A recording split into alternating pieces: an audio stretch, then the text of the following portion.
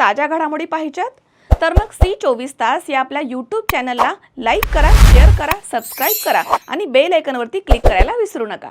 नेवासा तालुक्यातील पिंपरी शहाली इथे बैलगाडा शर्यतीनंतर गोळीबार करणाऱ्या एकाला गावठी कट्ट्यासह नेवासा पोलिसांनी अटक केली आहे। सुयश नानासाहेब नवथर यानं 10 मे रोजी पिंपरी शहरामधील बैलगाडा शर्यत संपल्यानंतर त्याच्याकडील गावठी कट्ट्यामधनं गोळीबार केल्यानं स्वतःच्या उजव्या पायाच्या घोट्याला गोळी लागून तो जखमी झाला होता।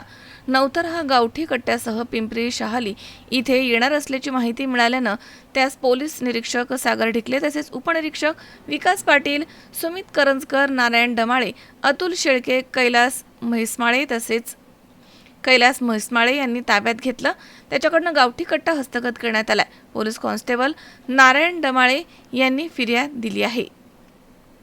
शंकर नाबदे, C24 तास, नेवासा।